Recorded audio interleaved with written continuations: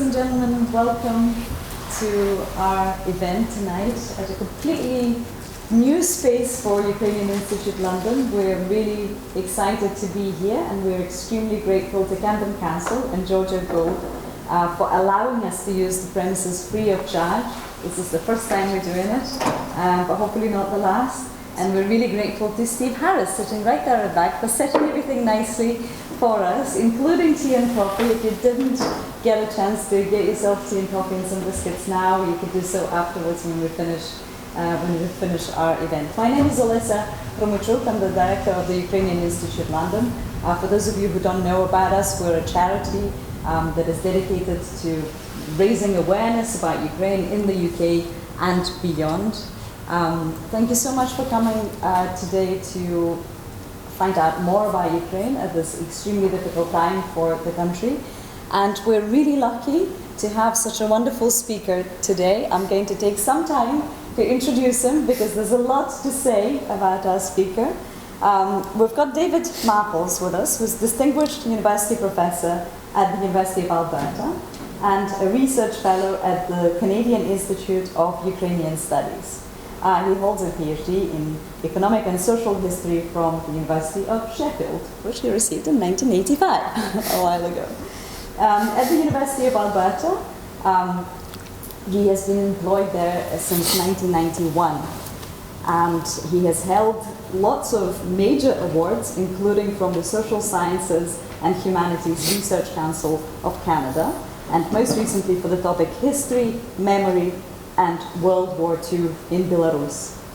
David Marples has served as a consultant on Belarus, Ukraine, and Russia to a wide range of government and non-government organizations, including the US Embassy in Minsk, the Foreign and Commonwealth Office of the United Kingdom, the Department of Defense and the Department of Foreign Affairs and Trade and International Trade in Canada, as well as Voice of America, Radio Free Europe, and I suspect other media outlets too. He's a member of the advisory board on Belarus for the German Marshall Fund of the United States. He's an editorial board member of Nationalities Papers and Canadian Slavonic Papers, and several boards of other journals, academic journals. He's also honorary president of the Belarusian Academy of Arts and Sciences in Canada. In March 2022, he was appointed a research fellow with the Contemporary Ukraine Program, Canadian Institute of Ukrainian Studies, University of Alberta. Professor Marples is author of 16 single-authored books and 5 edited books on topics ranging from 20th century Russia, Stalinism, contemporary Belarus, contemporary Ukraine, and the Chernobyl disaster. And I'll list some of the titles. The War in Ukraine's Donbass, published in 2022, Understanding Ukraine and Belarus, published in 2020, Ukraine in Conflict, published in 2017, Russia in the 20th Century, The Quest for Stability, published in 2011, Heroes and Villains and Creating National History in Contemporary Ukraine, published in 2008. David Marples, welcome. We're looking forward to hearing your lecture. And after the lecture, we will have a chance to have a Q&A.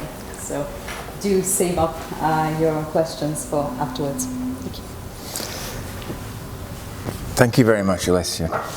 Nice to see you again. Nice to be in the UK again. It's been the first time in 5 years that I've been back here.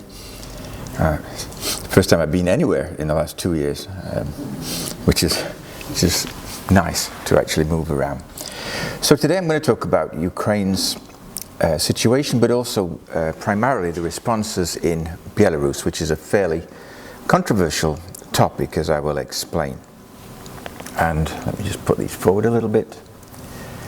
So on the front cover here you see Lukashenko, who is a fairly familiar figure, I would think, to most people of Belarusian ancestry. And on his left, Svetlana Tikhanovskaya, who was his opponent in the 2020 presidential elections.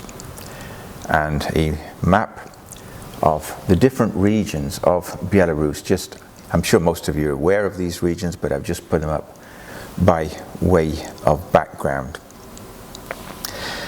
And the world is focused today on Russia's attack on Ukraine, the mass casualties, and the war crimes that are being committed. And though the Russian army has made little progress in the northern part of Ukraine, obviously failing in its initial campaign to replace the government of Ukraine and occupy its capital, Russia has caused massive damage to Ukrainian cities and the civilian population by launching missiles at will. The Western response, led by the United States, has been to remain outside the war by adhering to the notion that any escalation could lead to a third world war involving the use of nuclear weapons. Instead, it supplied a dual policy of imposing heavy sanctions on Russia, but it's also added Belarus to the equation, noting the United States says that the northern assault was launched from Belarusian territory. And it has done that in the knowledge that today Belarus has been co-opted as a partner with Russia, combining foreign policy, security needs, and even state media. And if one considers that the war should be treated on a broader scale as one of NATO and the democratic world facing a Russian-led counter-world controlled from the Kremlin, then the independence of Belarus has become a key victim. And in order to explain why and offer some suggestions, one needs to go back to the domestic situation in the Republic of Belarus since the presidential elections of 2020.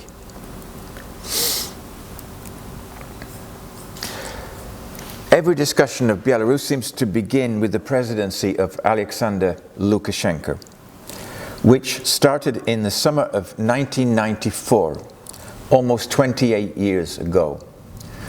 So an entire generation has grown up in Belarus that has never known any leader other than Lukashenko.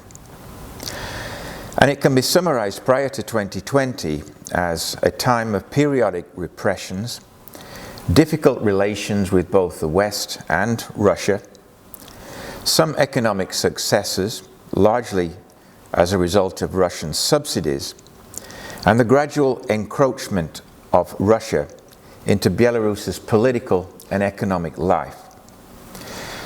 Perhaps initiated with the 1999 Russia-Belarus Union, but accelerated since the presidency of Vladimir Putin in Russia. In 2006, 2010, 2015, there were presidential elections in Belarus. The first two ended violently. Protests in 2006 in October Square in Minsk. In 2010, protests began in the same square, moved into Independence Square on the election night, and ended in violence with more than 700 arrests, and 7 out of the 9 presidential candidates were in jail on the night after the election took place. But 2020, I should say that in 2015 it was a fairly peaceful election by Belarusian standards. There were no real violence took place, but no real opposition candidate emerged to challenge Lukashenko either. But in 2020, the elections coincided with the spread of the COVID-19 pandemic. And that left a very different situation when Lukashenko decided simply to ignore the pandemic and pretend it wasn't there. A little bit like a president of the United States at the same time. These 2020 elections ended what Lukashenko called his social contract with the people of Belarus. An agreement that was largely rhetorical, but also based on the fact that this autocratic president did retain some popularity. And a ritualistic glorification of former Soviet values, such as the commemorations of the Great Patriotic War, traditional family life, anti-Western sentiment, and suspicion and fear of NATO, the United States, and intrusions from the West. But the election began in an unusual fashion in that two of the candidates that emerged were from the establishment of Belarus, not from the official opposition. Namely, Viktor Babarika, the former chair of the Gazprom Bank, an affiliate in Belarus to the Gazprom Bank in Russia, who was a prominent philanthropist, and Viktor Sapkala, the former Belarusian ambassador to the United States and Mexico, and founder or co-founder of the highly successful high-tech park. A third candidate, Sergei Tsikhanovsky, was a highly popular YouTube vlogger. All three posed a serious challenge to the long-time incumbent, who had already aroused great anger by his attitude to the pandemic and effectively abandoning the population to the spreading virus.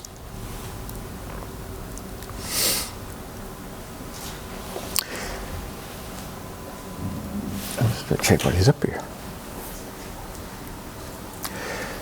So a photograph of Tsikhanovsky, who throughout the early part of the election referred to Lukashenko only as the cockroach. And of course a fairly derogatory term. I don't think Lukashenko took very kindly to it. And he launched what he called the slipper revolution in Belarus, namely that you would bring slippers in order to crush the cockroach. So that's how this election began.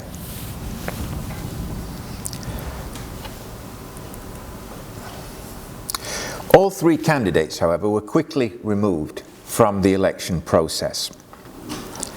Tsikhanovsky was arrested, Sapkala fled the country, and Babarika was also eventually arrested as well. But the authorities did allow Tsikhanovsky's wife, Svetlana, a schoolteacher with no previous electoral experience, to replace him. Lukashenko did actually object to Svetlana replacing or entering the election at all, on the grounds that he thought only people who'd served in the Belarusian army should be allowed to run in the election. All three campaigns, however, then decided to merge. And this former housewife, an English teacher, developed a populist campaign style with a very broad appeal. She was younger than the president by 3 decades, and as the rallies grew in size, it was evident that political change was becoming a possibility. The three women were attracting thousands of people in every city of Belarus. In Minsk, for example, they were only allowed to campaign in an outside park on the edge of the city, but they still got 60,000 people, an unheard of figure in previous elections for an opposition candidate to pull in. On election night, Lukashenko's longtime ally Lidia Yamoshina, the chair of the Central Election Commission, announced that Lukashenko had received a massive majority of over 80%, whereas Tsikhanovskaya had received around 10%. And it led to an explosion of public anger, and mass rallies followed that seemed certain to remove Lukashenko from power. So a couple of slides here, the one of the three women, Veronika Sapkala, who also worked in high tech. I had her on a panel in a webinar in Alberta, a fluent speaker in several languages, and Maria Kolesnikova, who was a well-known flute player, a musician, also very charismatic. And I would say of the three, probably Tsikhanovskaya was the shyest and least outspoken, but she turned into a very effective candidate. And this was the rally that took place in Minsk, just before the election took place.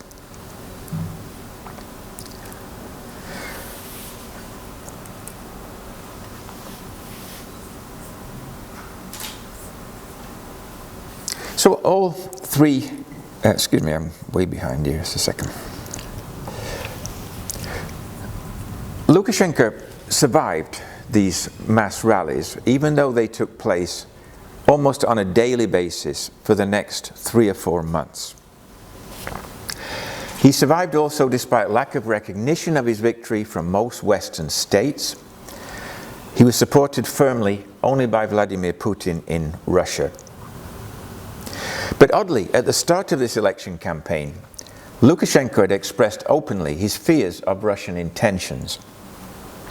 The KGB arrested members of the Wagner mercenary group, evidently en route for Africa, who were staying in Minsk to get a direct flight, and Lukashenko was afraid that they were about to remove him from power.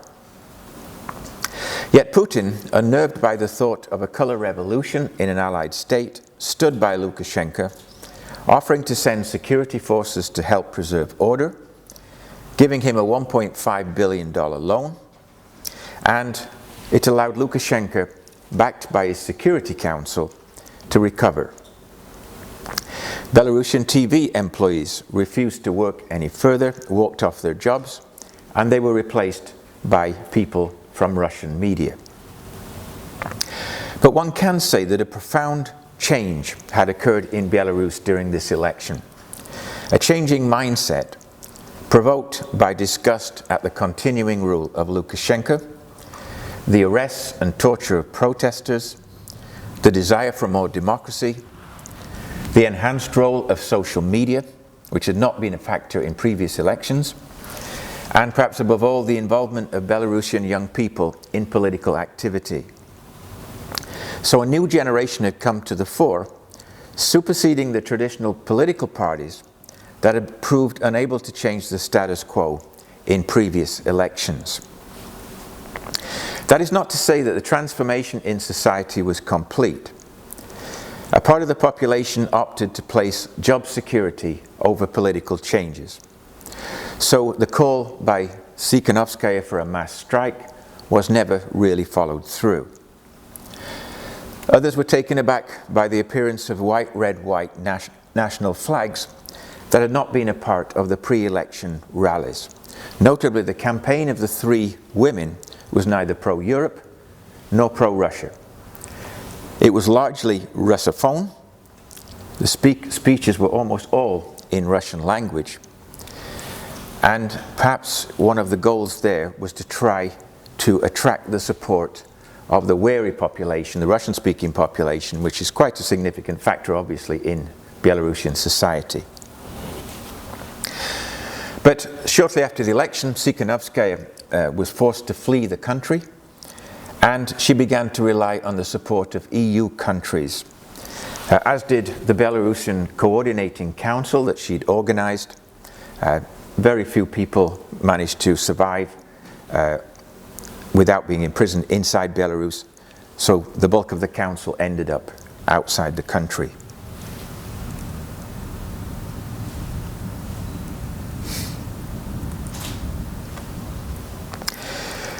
The most effective member of the Tsikhanovskaya campaign, Maria Kolesnikova, was driven to the Ukrainian border, but tore up her passport before she could be deported. She was later sentenced to 11 years in a penal colony. All the opposition leaders and many activists inside the country were arrested, tortured, and several were killed. Later, after the main protests were over, one of the founders of the Belarusian telegram channel, Roman Pratasevich, was placed under KGB surveillance on a visit to Athens, and his flight to Vilnius was hijacked and forced to land in Minsk in May 2021 on the premise that the terrorist group Hamas had placed a bomb on board. Everything about this operation was a farce. In fact, the letter quote unquote, from Hamas arrived long after the plane had actually landed in Minsk. And Hamas denied all responsibility. Why would they put a plane on a bomb to Vilnius, on a trip to Vilnius?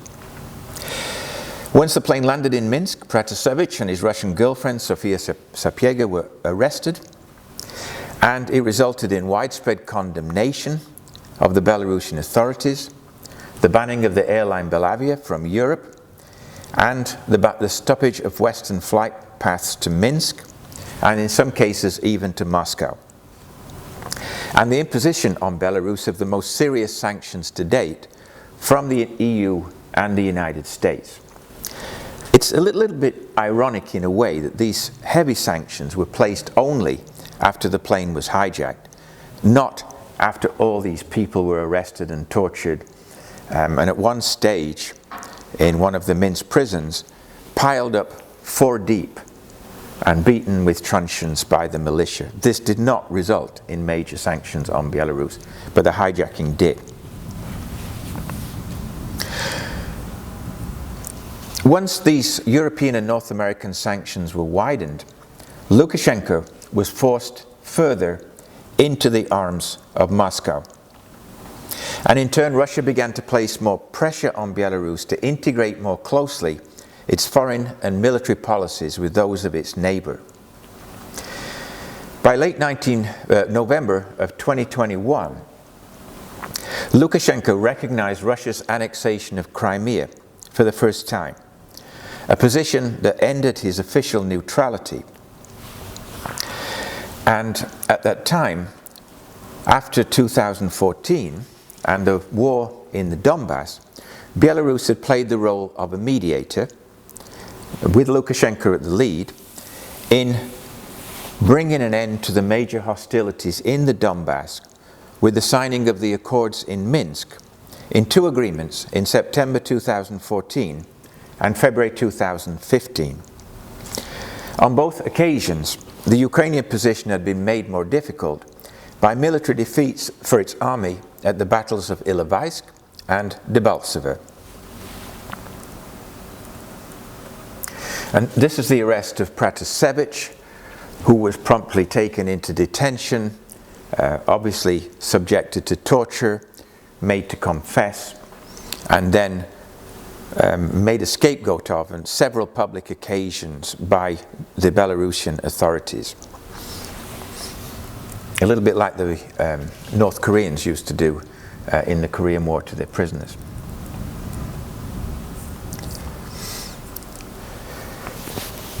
In terms of Russian presence in Belarus, I should mention that they initially took effect on June 7 of 1996, with 2 Russian military facilities placed in the country, the 474th Radio Technical Center Baranovichi in Brest region, and the 43rd Communications Center of the Russian Navy in Velaika in Minsk region.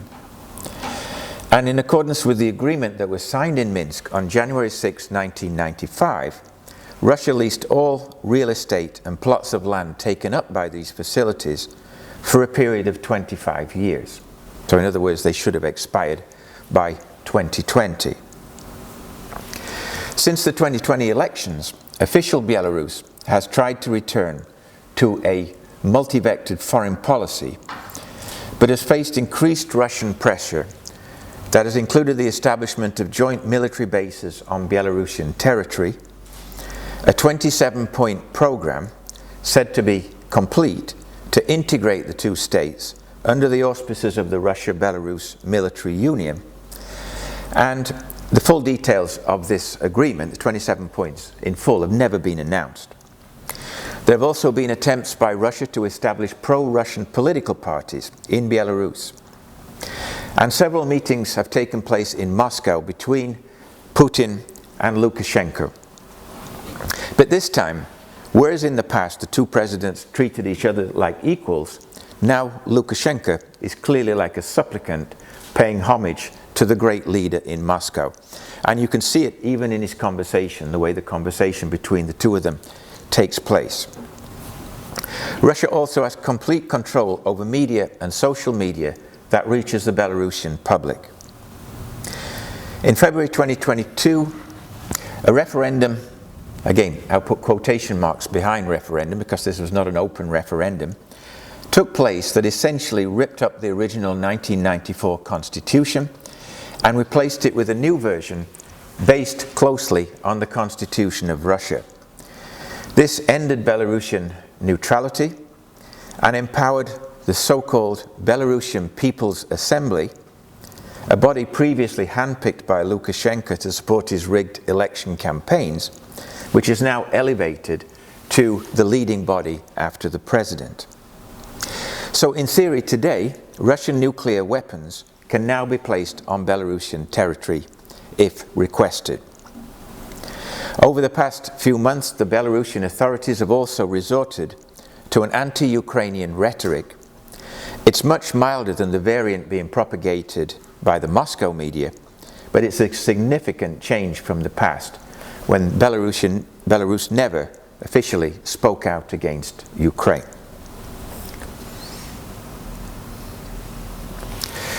From February the 10th to the 20th, an impromptu joint Russian-Belarus exercise, military exercise, was announced under the name Allied Resolve. But it ended without the departure of the Russian army on February the 20th as scheduled, and that part of the Russian army subsequently crossed the border into Ukraine. Though the Belarusian army did not join in, missiles were fired from Belarus into Ukraine, and injured Russian soldiers are being treated in Belarusian medical facilities. Lukashenko, reduced to the role of a Russian puppet, has alternatively backed the Russian invasion while insisting that no Belarusian troops are going to fight in Ukraine. He's also encouraged the intervention of the Russian army into Kazakhstan last year, when protests threatened to bring down the government of Tokayev and remove the last vestiges of the long-time dynasty of Nazarbayev. So the question is, where does this leave Belarus? What does it mean for its survival as an independent state? And I'll make a few comments here. I'll just put a map up first to show you. These are the locations where Belarusian troops were seen on February the 14th, 2022. And you can see the exercises were scheduled to take place in Brest region and to some extent in the western part of the country, but all the troops were gathering around the Ukrainian border north of the Chernobyl nuclear power station, close to the large Russian city of Homyel in the south. So I call this the two... the KGB is everywhere.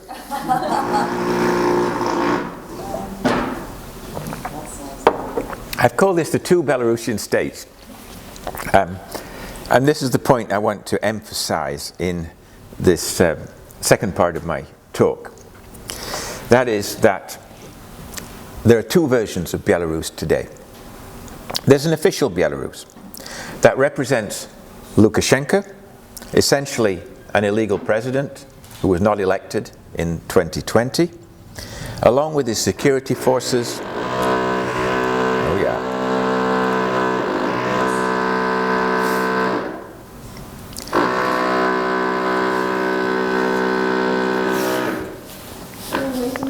If you could, yeah, just pop around. Next door's being refurbished. Thank you very much. Okay, in addition to its Security Council, and an unofficial Belarus encompassing most of the population, the growing exiled and prison community, many of which have been given outrageously long prison sentences for even the mildest of crimes. But those in prison in Belarus have not only faced the loss of world attention as the war in Ukraine has deepened, they now face discrimination from the European Union just for the fact that they're residents of Belarus. In a recent article, Katerina Loshka and Yulia Miadvetskaya point out that since Russia attacked Ukraine on February 24th, the Czech Republic no longer issues visas for Belarusians. Germany has blocked bank accounts for holders of Belarusian passports, and refugees fleeing from Belarus are deprived of temporary protection, such as that being offered to those with Ukrainian passports. But for the most part, we're talking here about people who are essentially refugees who are fleeing Belarus to get away from the Lukashenko regime. But no distinction is made between the illegal regime of Lukashenko and Belarusian citizens, including those who pursue democracy and regime change. Actions against the self-inaugurated president continue, as does resistance from Belarus to the Russian army in Ukraine. Thus, two Belarusian units are fighting on the Ukrainian side in different locations: the Pahonia Regiment and the Kalinovsky Battalion. On February 27th, several hundred people were detained in Minsk for protesting against the referendum and also protesting the Russian invasion of Ukraine. And a railway war is developing in which Belarusian quote-unquote partisans, although it's an appropriate term, sabotage Russian supplies traveling through Belarus to Ukraine via cyber attacks or damaging rail lines. And the damaging rail lines is actually a throwback to the Second World War. This is what the partisans were doing against the German occupying regime as well. And here's a photograph of the Kalinovsky Regiment, initially sent to defend Kiev, but they've also been deployed to other regions as well.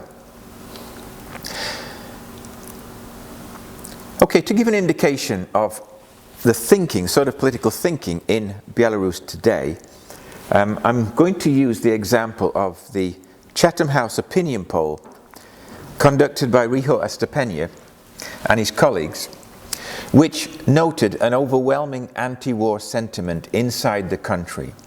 97% of those polled were opposed to Belarus's entry into the war in Ukraine. The attitude toward Lukashenko was also very negative. 50% of those polled consider him to be the main impediment to political stability and economic progress in Belarus.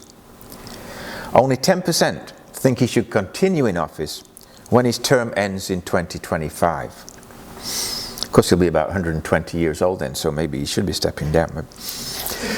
On the other hand, 58% of respondents consider that Belarus should remain a member of the Collective Security Treaty Organization headed by Russia.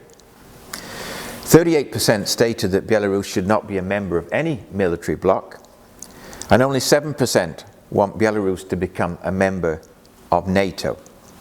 So you can see there's some ambivalence in Belarus as to where the future should lie. The only real unanimous area is that they're opposed to playing any part in Russia's attack on Ukraine. How reliable such polls are, given the state of political repression in Belarus, is a moot point. Also, the number of respondents was slightly under 1,000, suggesting that the margin of error would likely be quite high. But in the absence of other polls, and the current Russian military presence in Belarus, this is actually all we have. And the opinions represent a state under occupation, with some accepting the political reality, with others clearly wedded to the ideas of 2020, when it seemed that Belarus might take significant steps away from the Lukashenko dictatorship. Third point is that Belarus's future depends to a large extent on Western policies changing from where they are now. That is, the current naive hope that an end to the war can be reached with some mediation and compromise positions, such as forcing Ukraine to give up hope of regaining Crimea and possibly the occupied regions of the Donbass, allowing the so-called Donetsk People's Republic, Luhansk People's Republic to survive as independent states. Fourth, though, the weakness of the Russian ground forces and the failure of the initial plans to occupy both Kiev and Kharkiv is evident. Russia's success in this war is dependent on one factor: the immoral threat of deploying nuclear weapons if the situation worsens or NATO intrudes into the war more directly.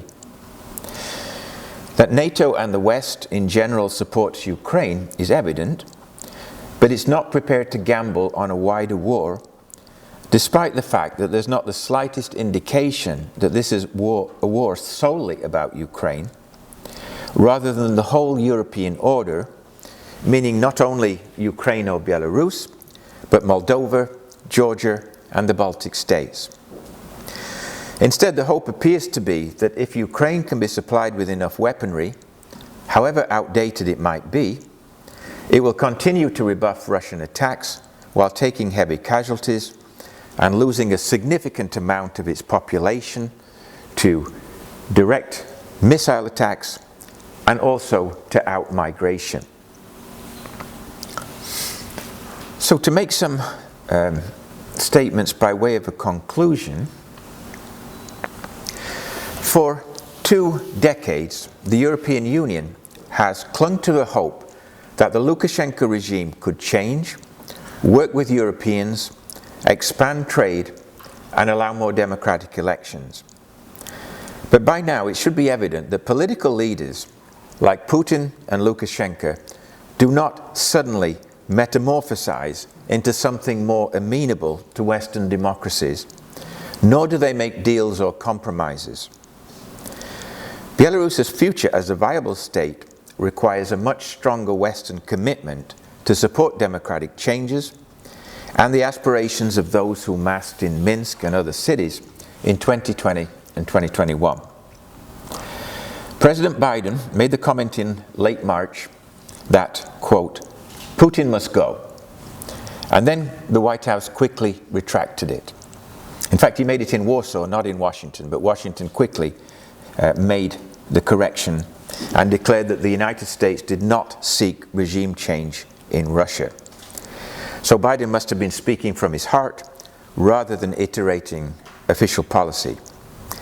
But in fact, it's the only position that makes any real sense. And we should not delude ourselves that some sort of deal can be made with a leader like Putin, just as you could not make a deal at any time with Lukashenko either. And I've just put this, I know this is not a very clear one, but if you look at the situation here in different types of weapons, nuclear weapons at the bottom of this map, you need laser-like eyes to see it, I agree with that. But you can see roughly that only in nuclear weapons is there any parity whatsoever. In every other respect, NATO is a far superior force to Russia. And that's notwithstanding the fact that the Russian economy is half the size of the economy of California. This is what we're dealing with here. A medium power fighting a major world confrontation and throwing down the gauntlet to the West.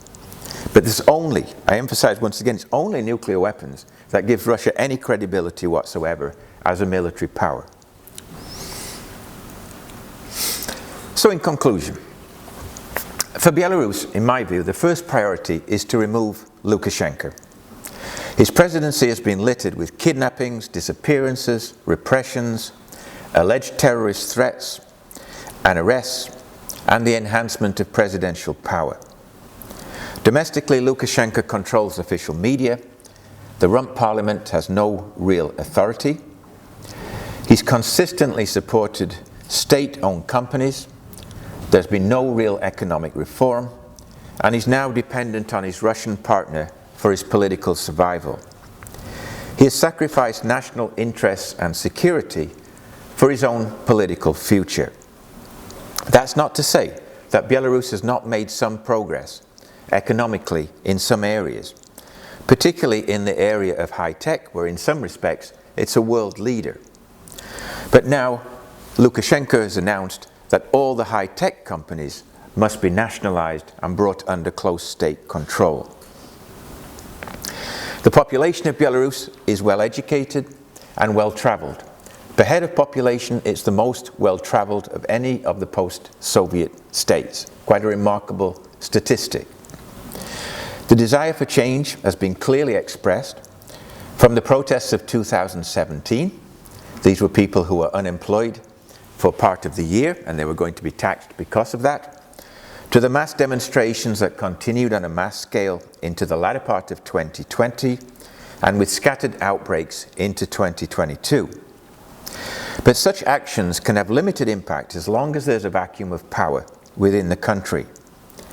It's a president with no real power, despised by his people, and with the Russian army occupying military bases, operating quite freely in the city of Homyel, and flagrantly ignoring national integrity and borders. So for the West, and particularly the European Union, support for the anti-Lukashenko part of the population in Belarus is essential. While the regime in power in Minsk may offer backing to Vladimir Putin, Belarusian society continues to oppose the war and resist the use of Belarusian troops in the invasion of Ukraine. So for the survival of an independent state in a post-war era, that is a post-Russian war in Ukraine era, the recognition of an alternative Belarus, rather than the official one, is an essential factor. So thank you, I'll stop there.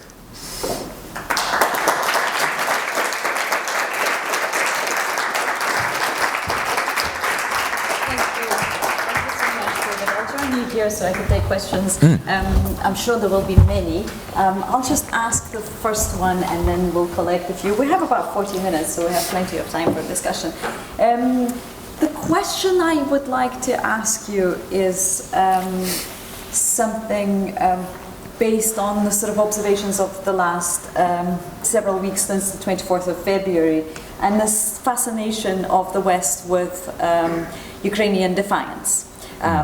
When faced with oppression. And I was surprised at their surprise, if you see what I mean. I was sort of slightly surprised when I read pieces or spoke to journalists and they were saying, wow, this is amazing, Ukrainians are standing up to armed people, even if they're unarmed, civilians are taking up arms, or civilians are still, confronting Russian troops and so on. And somehow they thought that that was a really strange development. It wasn't strange for Ukrainians because I think there's a really well-developed culture of defiant resistance to oppression, whether that's inside the country from leaders who have shown, authoritarian face, essentially, Yanukovych in particular, but Kuchma before that, or external threat. Now we're dealing with very different situation in Belarus. So this is a population that's also experienced a lot of oppression, internal and external, coming out of Russia. And the culture of resistance is there, but it's very different to Ukraine. And if we look at Russia, it's basically non-existent, or at least it's suppressed beyond any existence. What would you say are the key reasons for such different culture of resistance in these three countries? Yeah, it's a very good question, and I think there are several factors behind Ukrainian resistance in particular. And one factor may be that Russia has effectively unified Ukraine with its actions, but by seizing Crimea and by seizing part of the Donbass, Russia has actually occupied the only two parts of the Ukrainian state in its original form that had any real pro-Russian aspirations, pro-Russian sentiments. And if you look at the Ukrainian election campaigns that you just mentioned, gradually you found that there was a sort of democratic West and a sort of pan-Soviet East, if you like. But the democratic part of Ukraine gradually spread further and further to the east, so that by the time Yushchenko was elected in 2005, roughly 2/3 of Ukraine, you could say maybe even 3/4, but at least 2/3 of Ukraine was solidly behind democracy, pro-European position. And that has been a growing factor, I think. Also in 2014, I think there was a feeling that the Ukrainian army was fairly weak, that there were real problems at the top in the officer class, where you got the former Soviet caste of officers who had close connections with Russian officers. This has completely been eradicated over the past 7 years, and now the Ukrainian army is much stronger, better trained, and more committed. So I think there's that sentiment. There's also a fact, which I think is a big factor, that the Ukrainians have a much deeper national consciousness than Belarusians traditionally have had, where it's been very difficult for Belarus because they've been under Soviet occupation as a nation of today roughly 9.5 million, but never really more than 10.5 million people. Whereas Ukraine, at the time of independence, was 52 million people. It's a completely different perspective. And the other factor is that for many years under Soviet occupation, you had a massive Ukrainian diaspora as well. And this diaspora, in a way, preserved these national traditions of Ukraine and preserved the language, preserved culture. And these connections have proved quite important in the period after independence, I think. These are all factors why Ukraine has become much more assertive. Ukraine's also seen, examples of Yanukovych, a pro-Russian president who was knee-deep in corruption, simply stealing from society. Whereas Belarus, economically, for a time, did pretty well. I know it sounds almost sacrilege to say Lukashenko, any state run by Lukashenko, performed well economically, but they performed well because Russia subsidized energy sources being exported to Belarus, which then refined oil, for example, and re-exported it. And as a result, the economy began to grow higher than just about any other region in the neighborhood for a number of years. So people in Belarus did live relatively well for some time. And it's only after 2008 that you began to see some changes taking place. And the repressions in Belarus were much deeper as well. And it really, again, 2020 was the first time you saw crowds up to 250,000 in the streets of Belarus. Even as an historian who've looked at what happened in the past, there's no previous example of crowds of that size protesting against the government. I think in 1990 there were 100,000. That was the peak of the glasnost perestroika period. But it's nothing like there was in 2020. So we began to see Belarus changing in the same way that Ukraine changed. But of course it's very late, and it was viciously repressed. Viciously repressed. And that's where the situation is today. Whereas in Ukraine, I would say the bulk of the population is now on the side of the government. And even Zelensky, right? President whose popularity was about 25% when the war started, is now in the 90s. Yeah, quite remarkable. Let's remember he was elected by a huge number of... He was elected by a huge number, yeah. Yeah, absolutely. Well, thank you, David. I don't want to monopolize my position any longer. I'm sure there's lots of questions in the audience, and there are lots of Belarus experts in the audience, which is wonderful to see. So, would you like me to collect several or one by one? I don't have anything to write down the questions. Okay, so one by one then. Okay. Okay, great. So Robert first, please. Thanks. I wonder if you could expand a bit more on attitudes within the population of Belarus. You did talk a bit about this, and you referred to the Chatham House polls, which Grigor Astapenia has been doing.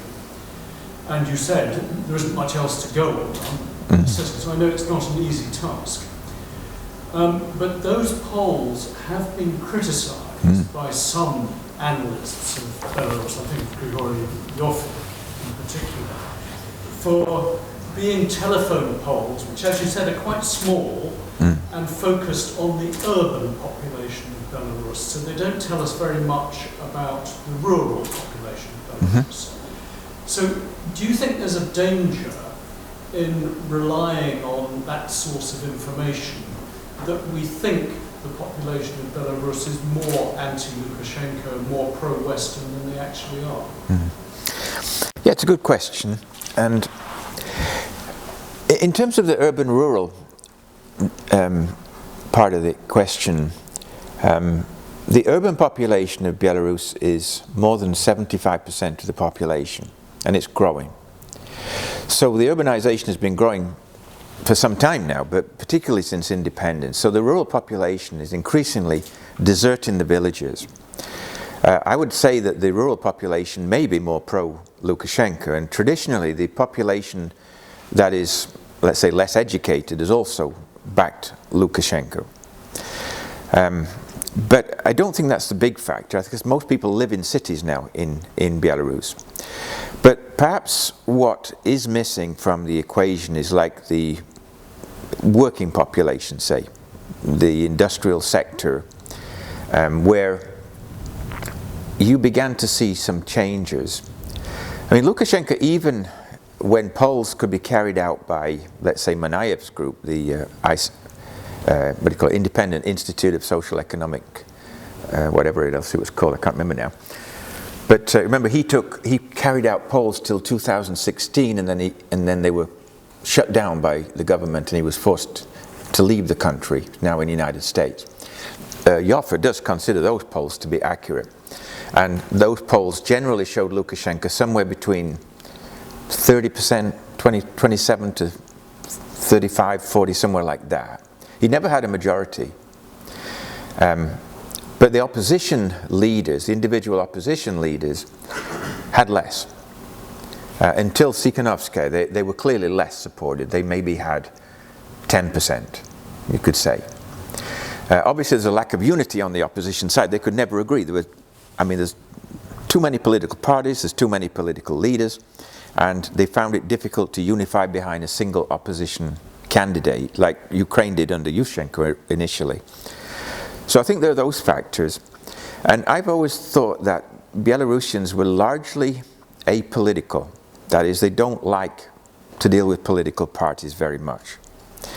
And also, they're influenced by their economic status. That is, if the economy is good, then they will support whoever's in power, which is not illogical. I mean, in Canada we do the same. If the economy is good, whoever's the Prime Minister is going to get re-elected. So I think there's that factor as well, that they're not political in the same way that Ukrainians are. You don't get sort of more extreme groups of any right or left or anything like that either. Having said that, there's a change. There's a clear change that's taken place in Belarus. And I've seen, even though I've not carried out polls myself, the use of the Belarusian language among young people has just taken off. On social media in particular, but in all kinds of venues as well. And I think also there's a weariness with Lukashenko that you can see now. After 28 years of this, people want some change. I mean, they see this guy with his, mustache, who's always been there, giving these same speeches, but now he seems to have lost his credibility after the COVID pandemic, which was terrible in Belarus. It really had a tremendous impact. And the response to it was largely on a local basis. That is, local groups would get together to fund doctors, provide equipment for hospitals. And this showed, I think, that Belarusians could operate on their own without taking orders from above. They didn't need a president to tell them what to do. So I felt it's changing now.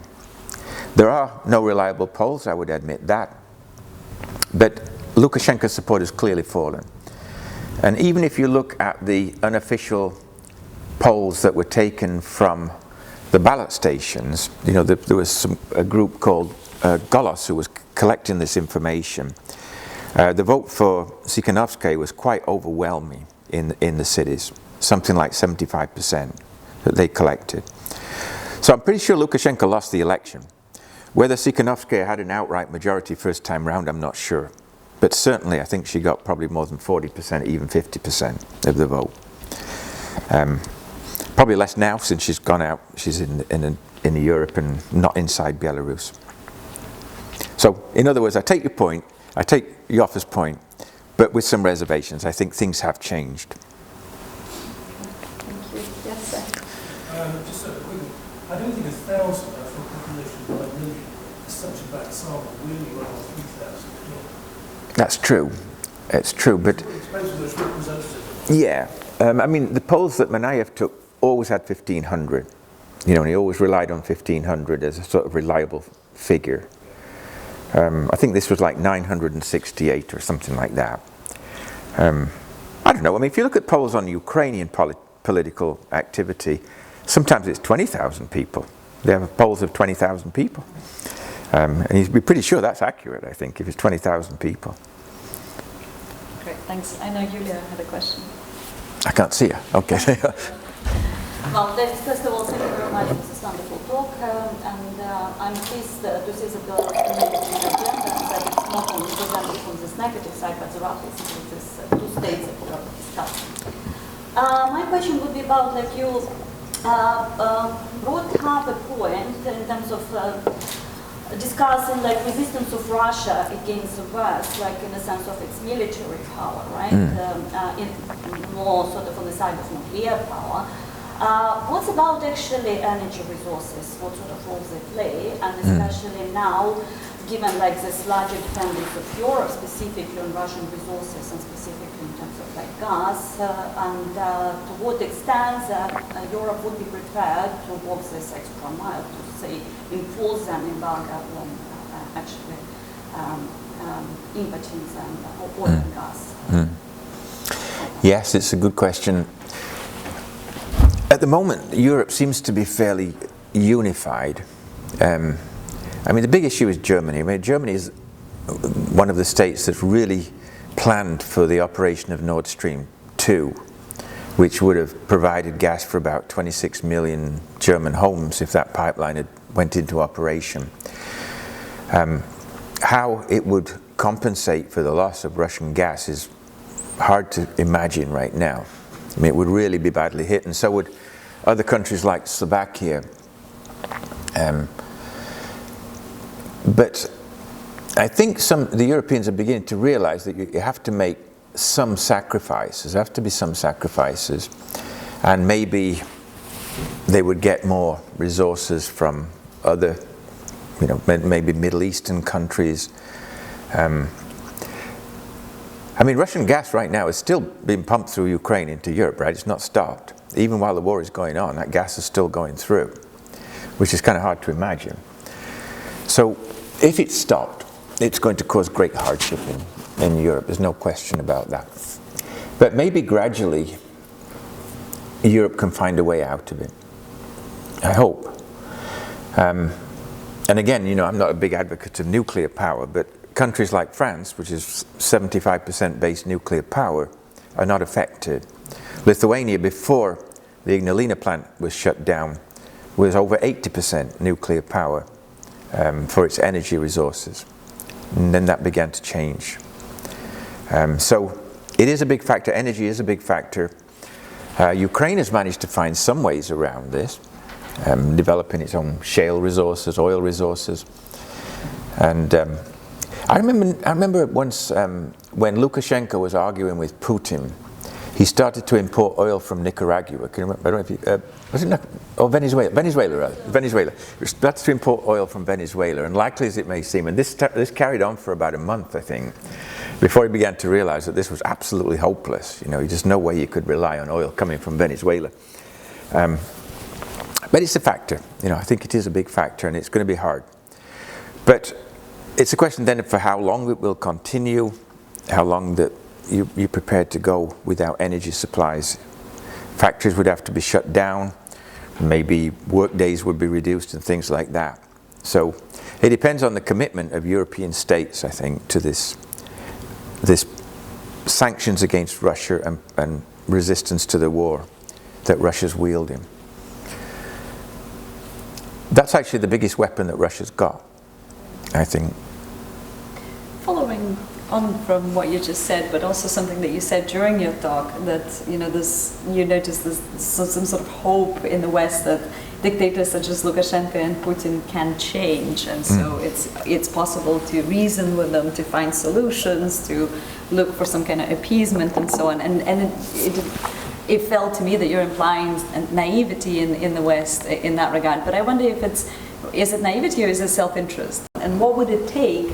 I mean, we've heard about so many different red lines for the West, and I feel like all of those red lines have been crossed now. And what would it take finally for the West to realize that, that there is no more discussion to be had, and that oil is funding Russia's war in Ukraine, and that the sacrifices that Ukrainians are suffering at the moment are immeasurably larger than those of Europeans who will have to pay more for the energy supplies. Yeah, well, I mean, I would maybe separate the two, because Lukashenko has nothing with which to bargain, right? There's no pressure from official Belarus on Europe. It would not make any difference to Europe if Lukashenko is removed from power.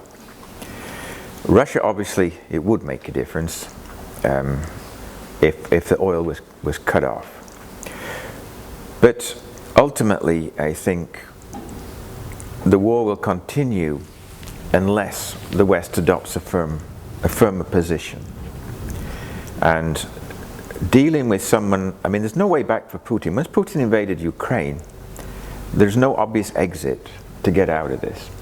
And oil or no oil, he would have to have an exit route if the war was to end on a kind of peaceful basis, that if some kind of deal is made, then presumably the West would say, well, look, you can keep Crimea or whatever, move your forces back.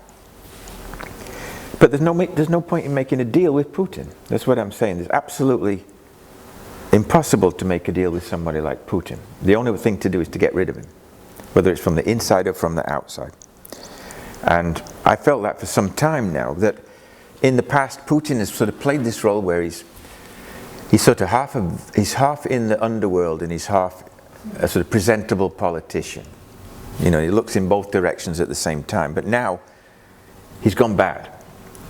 He's sort of gone evil, the evil route. I mean, he even looks like Dr. Evil when he sits at the end of that long table, right? And is looking 30 feet down at the other end where his security council is around it. He's taken that fatal step now, and he doesn't have a way back. And logically, the only way out of it is for him to step down, be killed, or be removed. You know, 3 alternatives, I think. If he goes, Lukashenko will go as well. I mean, Lukashenko may go anyway if Putin thinks he's not being loyal enough. He could go anyway. But then I don't know who would probably put some sort of pro-Russian politician in his place. His son would take over. Well, what is he now, about 16, 17? I don't know. He has to be 35 before he can officially take over, unless you, of course, change the constitution, which he does regularly anyway. Thank you. So I've noticed 3 hands up, 4 now. Okay, let's begin in the order that I noticed them. So, William first, please. You mentioned the importance of the Ukrainian diaspora. And obviously now, since the protest, lots and lots of Belarusians have left Belarus, and there's a big kind of, I guess, diaspora exile community. Tikhanovskaya himself living outside of Belarus, and I wonder what you think, if anything, that community or the opposition abroad can do to influence what's happening in Belarus, if there's any way that they can influence it. Yeah, I mean, the only real way a diaspora community can influence matters ultimately is to go back again, is to have some kind of prospect of returning to Belarus and playing a role in the government. Once you step over that border, as Kolesnikova recognized, then you're effectively no longer a player. And Lukashenko knows this as well. If you get them out of the country, they're not going to bother you. And you can watch them then, make sure they don't come back in. And I met Pazniak, last time I traveled to Poland, I met Pazniak, Janan Pazniak, and he said the same thing. He said, you know, once I'm outside, it's much harder. He said, but if I go back, they will kill me anyway. So I will not go back. And there's this threat, always the threat if you're outside the country. Ukrainian diaspora has been effective because they play a mainstream role in Western governments and Western leadership. And I think that is perhaps a way to do it. But if you're simply an exile community living, say, in Poland or Lithuania, for example, it's hard to influence matters inside Belarus.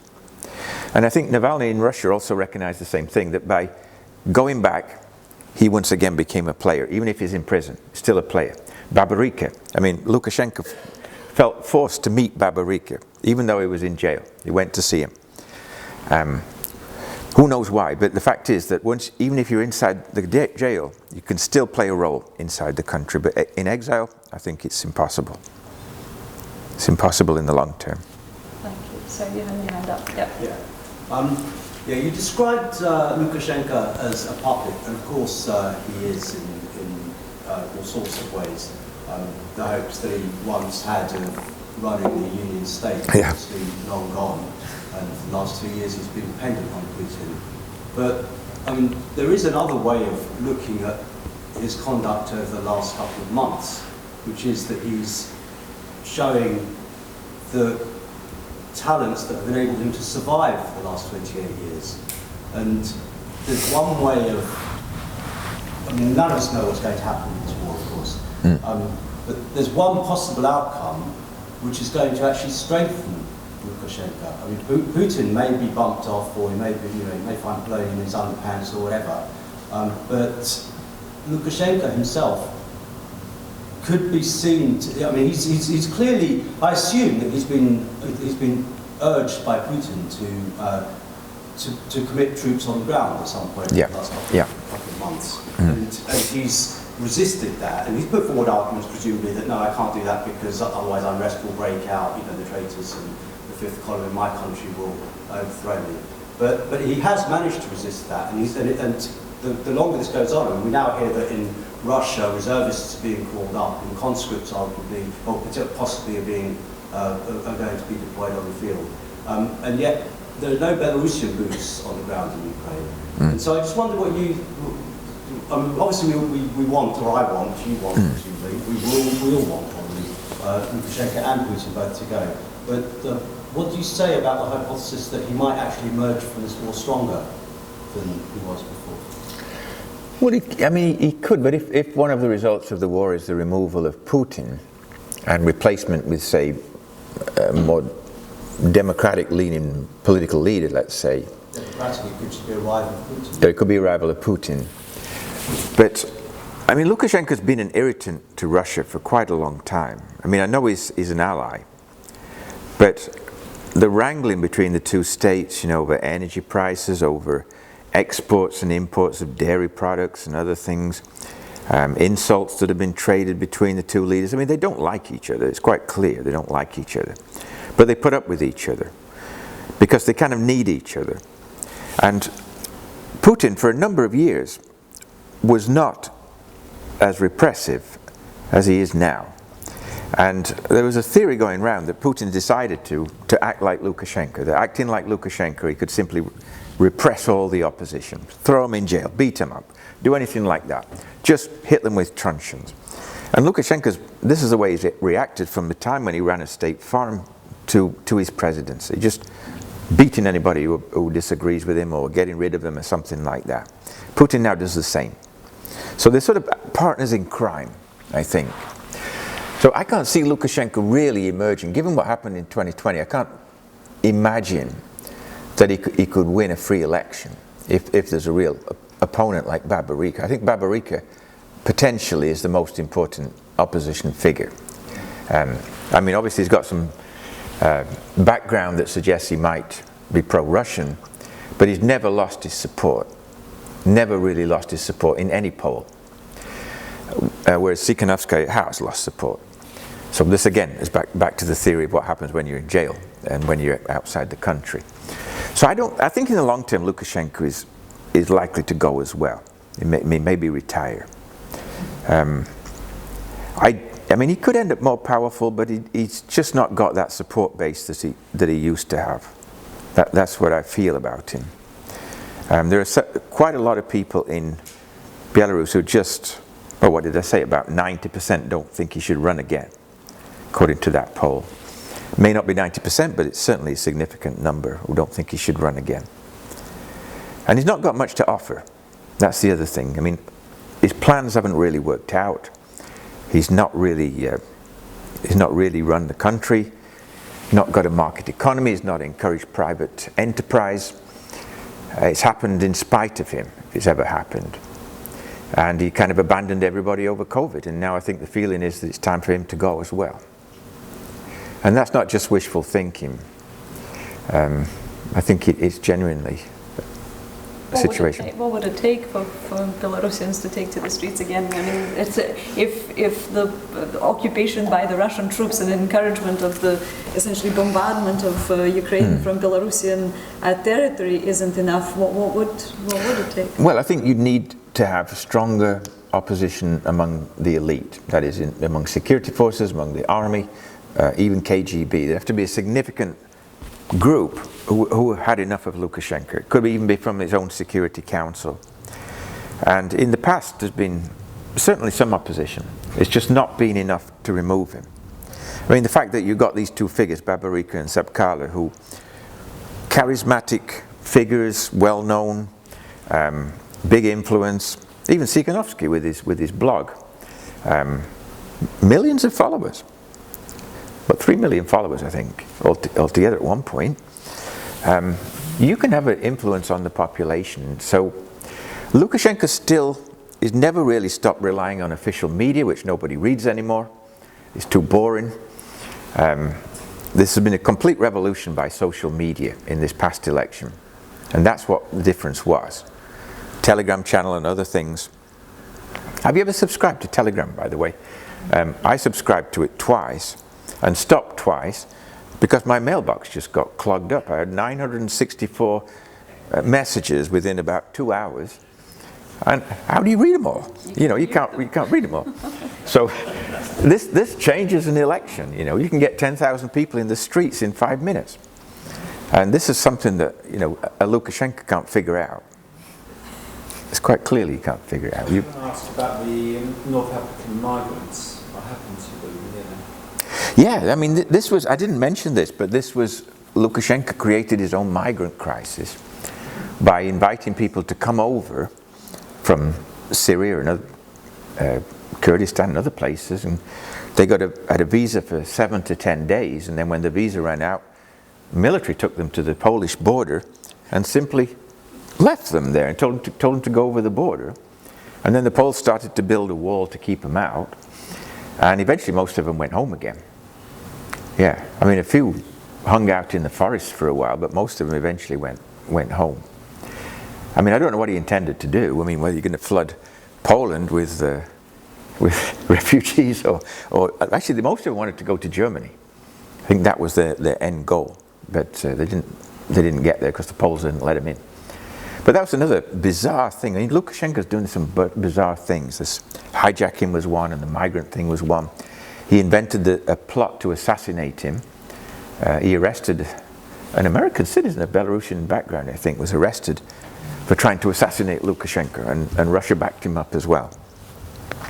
He's always created these things. Remember in 2011, there was an explosion at Kostryczynskaya metro station. Do you remember that? Several people were killed, and about 50 minutes after the bomb went off, Lukashenko shows up with his 12-year-old son. Or maybe he was less than 12 at that time. I think he was less than 12. How did he know that that was the only bomb that was going to go off? That was my question. The only way is that if he organized the bomb in the first place. And the more you go back through the past and all the things that have happened in Belarus, the more you see Lukashenko behind them from the very beginning. So, you know, I think he just invented all these things. We have time for a few more questions. So Mykola, oh, I see, lots. So he's had a question for a long time. Alan. And gentleman here, and Ursula, and I think that might be it. Potentially, but let's see. So maybe let's take it in clusters, and I can do a cluster and make a few. Yes, Mykola, please, and try and keep them brief, please, so we can actually, squeeze in as many as possible. I'll make comments on here. Piece of paper as well. Could you comment on Belarusian propaganda? Did they have a shift after the war in Ukraine, as we have seen a shift of narrative in Russia? And recently, one day ago, there was a meeting when Lukashenko and Putin met and talked about the situation in Ukraine. Lukashenko said that Anglo-Saxons conducted a massacre in Bucha. Do we see the same pattern on Belarusian channels? And kind of the question to adopt this is that do we expect Belarusians to follow the same route as Russians in the sense? Because we clearly see that after the propaganda narrative in Russia has shifted and became more severe and everything, you can see that the kind of population support for Putin has grown as well. Do we see this, kind of, is it going to occur in Belarus as well? Okay. Excellent, thank you, Mykola. So Alan, please, and also let's collect them so we can answer all of them. Yeah. Okay, well, I'm Alan Flowers. I'm chairperson of the Belarusian Society, and I'm really with great appreciation.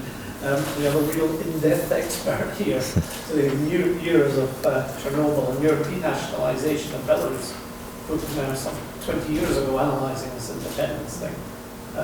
So really appreciate it.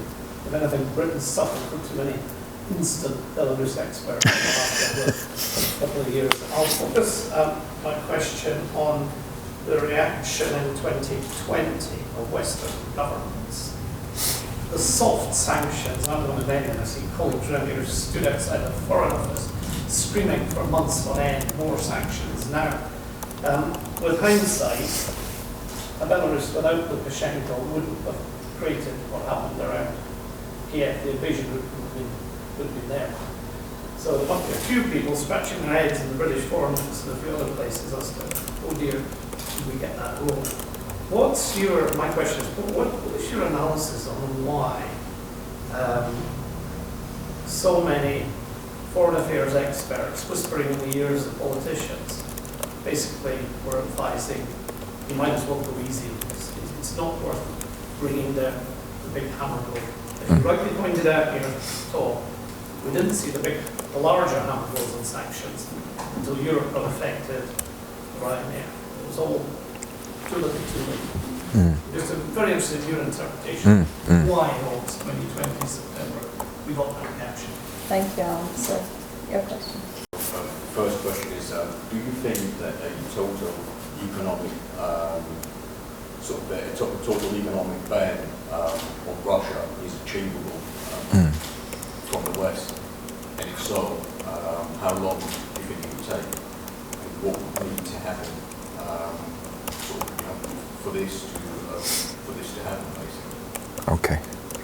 And the second question is, Ukraine gave away its nuclear weapons in the early 90s, which I personally think was a massive mistake.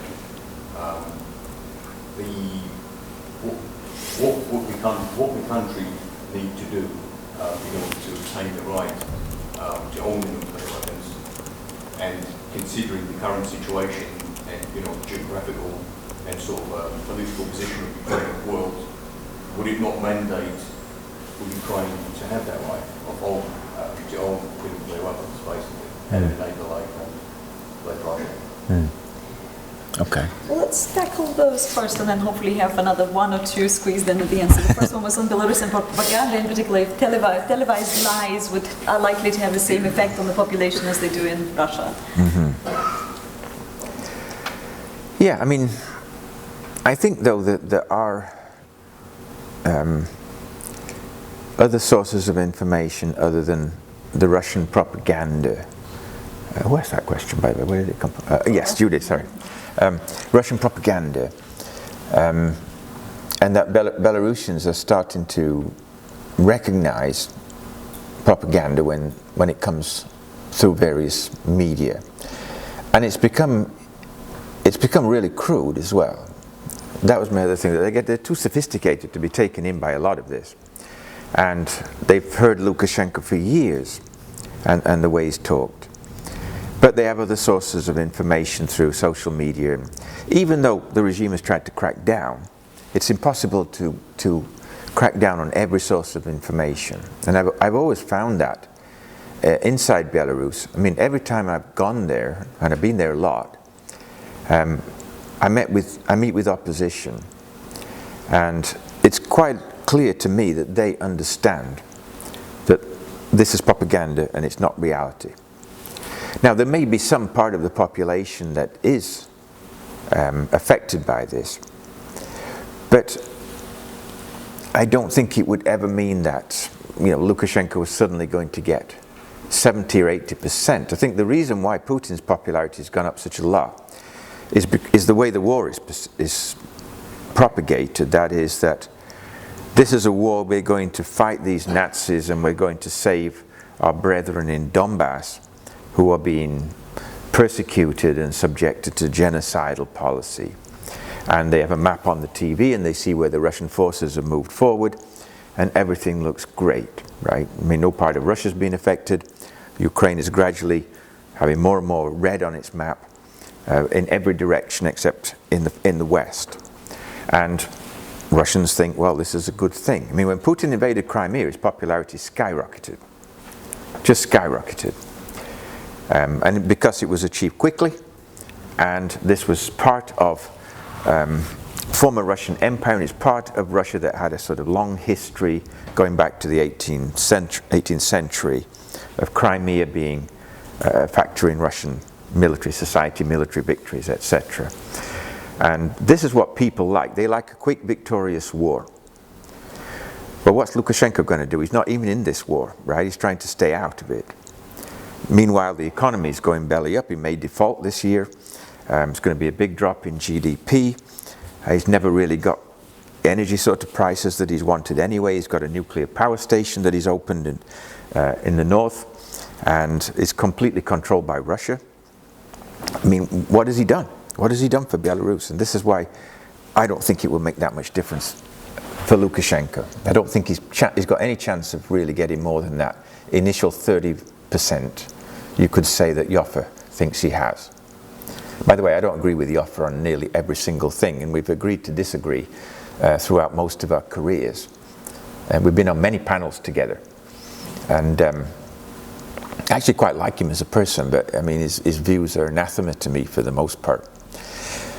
In terms of the reaction to 2020, why there were soft sanctions and why many foreign affairs experts reacted in this sort of very conciliatory way, I could say, towards Lukashenko, right? Why nobody really took a strong line. I mean, there has been a belief for a long time among a certain sector of analysts working on Belarus that Belarus is not part of Russia, therefore you can appeal to Belarus, you can make an appeal to Belarus. Lukashenko will actually stand up to Putin. Lukashenko is our hero. He will be able to stand up to Putin and act as a kind of bulwark against Western expansion of Russia. And Lukashenko has kind of pandered to this by meeting with these Western experts who've been going there since about 2013, meeting with Lukashenko. The European Union opened an office in Belarus. It had several programs. In fact, it's still there at the moment, although I don't know how many staff are still working there. A friend of mine works there. But they had this idea that you can work with him, you can work with government. And they've been trying this since about 1999, when the OSCE had an advisory office in Minsk led by Ambassador Hans-Georg Wiek, and they were trying to put forward a civil society, create a civil society in Belarus, and they were trying to put opposition candidates forward for election campaigns. And then Lukashenko turned around, threw Minsk out, ended the advisory office as any kind of real function, and that was the end of that. And of course the alternative candidate got about 10% or 12% or whatever he's going to get when the votes are counted, and that was the end of him too. He never reappeared. So, but it's funny because that belief still continues, right? Oh, maybe Lukashenko's not quite as bad as we think. I mean, how many political prisoners are there in Belarus today? It's like 1,200 political prisoners, and more than during the entire Soviet period. 30,000 people have been arrested.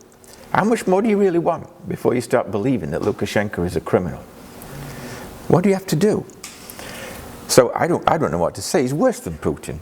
In many ways he would be worse than Putin. If he was in Moscow, he would be worse than Putin. Well, Putin now has sort of followed his example, as I said before. But the only reason why Lukashenko was in any way acceptable was because he only had 9.5 million people, he had no real weapons, and he was totally reliant on Russian energy to boost his economy. That's where Lukashenko is. Yeah. And, oh, sorry. Yes, now that is a great question. And there was a second part, Ukraine giving away its nuclear weapons, right? Well, it gave away its nuclear weapons on the basis that its security would be guaranteed by United States, Russia, and Britain. These three countries would guarantee Ukraine's borders and security. And what happened? Now, Russia, one of its guarantors, has attacked it, and the other two are, messing around basically and saying, well, we'll give you some weapons, but we're not going to do any more than that. So Ukraine has been totally betrayed. There's no question Ukraine has been betrayed by its Western allies. I know it's a strong thing to say. And I live in Canada, and Canada makes a big fuss about how much we support Ukrainians. Our military aid to Ukraine today is less than Estonia. Estonia, which is, it's about half the size of Toronto.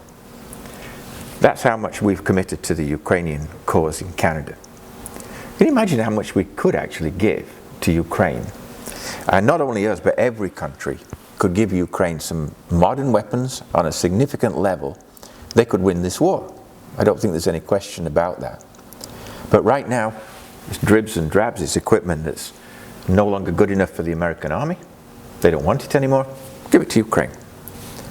Now that's not really a commitment, and I think Ukraine the West has really reneged on its commitment to Ukraine. And it gave away nuclear weapons, as did Belarus and Kazakhstan as well. Total economic ban, I don't think so. I don't think you'll manage it, because if you want a total economic ban on Russia, you've got to have China on board for one, and preferably India too. And at the moment, these two states are more on Russia's side than the West side. I don't think it's necessarily a permanent status. I think it's possible to approach China. And this may actually be a way forward, I think. Because if you get China committed to ending the war, whether it's a mediator, for example, then you have a significant portion of world population on your side. And that China, arguably, is the other great power, not Russia. China's the great power. India's got the population, it's got nuclear weapons as well, but China's where you really want to put pressure. And China, of course, is virtual dictatorship itself right now, to be frank. This guy has got more power than any leader since Mao, and he's not going to resign either. The last party Congress, people wondered if he would step down because he reached the maximum age is supposed to be 68. Not even mentioned. He's going to step down. He's going to carry on indefinitely as well. But I still think he could be approached. And that, I think, is what we have to do to put a total economic ban on Russia, because China will buy Russian oil and gas. They'll simply take up what the Europeans have given up if they give it up. Back to your question. David, thank you. I'm very conscious that we're running out of time, but also that we've had very few female voices. So if you allow, I would like to hear from, I saw two hands up there. Ursula, you still have a question? There's a lady just there. Would it be okay to take one last question? Absolutely, yeah. May I? Sorry, this first. It's all right. I would like to ask regarding the first question raised, that about the difference between Ukrainian and Belarusian culture of resistance. Could you please comment, is there probably not only culture, but at the same time conditions of the revolution or revolution to be made? Ambitions? Because conditions. Actually, I was interested in what happened in Ukraine in 2014 really a lot, and I was talking with the volunteers who helped in the hospitals, even afterwards in the hospitals where fighters of Azov were brought. And I realized that a lot of things which were real at that time for Ukrainians to do during their protest was absolutely impossible in Belarus. I spent it in 2022, and I know for sure that it's absolutely impossible. So probably, do you have any comments or how these conditions were really different in this way? Because I'm not sure that everything can be scaled only by people lying on the street, or did they not? Or probably did they fight with the weapons, or did they not? Because it's in Belarus there's no such kind of clans, let's say, as we see in Ukraine, where different clans can support different positions or protesters or some party or whatever. In Belarus, that's the only one person, his family and his friends, and that's it. So yeah, probably, Yeah, no. You could comment on it, or It's a good... Full circle, back to the first question. Yeah. Sorry about that. No, it's a good point. I mean, the 2014 in Ukraine, 2020 in Belarus. Well, I mean, for one thing though, Ukraine has constantly had uprisings and protests and changes of president and changes of parliament, whereas in Belarus you just haven't had the same, and it's been more violent in Belarus. I mean, if you look at 2014 in Maidan, by February it was quite violent. I mean, the tires were burning, people were throwing objects at Berkut, and people had weapons. People were firing from rooftops, there was weapons. In Belarus, there was no violence whatsoever. And I don't know whether this, I mean, to me, this was very commendable. It was very commendable that you would manage to have a massive protest that was so peaceful. I mean, even they didn't even damage any property, anything like that. But ultimately, Yanukovych ran away and Lukashenko stayed. And I felt that there was a moment in 2020 when Lukashenko was extremely vulnerable. And if those demonstrators had gone for the presidential palace, they would have removed him. And I think even he himself, you know, when he was coming with his Kalashnikov in hand and helicopter brought him down, he was terrified. He was terrified. And that was the moment for me where Belarus failed and Ukraine sort of succeeded. I mean, maybe not completely, but they did succeed in getting rid of Yanukovych. And I don't know, it just takes that little movement. But there are compensatory factors. I mean, women, for example, you just mentioned, you know, you have to make it a little more even in gender terms. The women's movement in Belarus was incredible. I mean, 3 women led that campaign, the election campaign. Every Tuesday, I believe it was, women came out onto the street. There was a women's protest. I mean, where else in Europe would you see that happening? This was remarkable to me, that you got this progressive movement in Belarusian society. So I don't know which is better. You know, I don't know whether you can say one is better than the other. They're certainly different.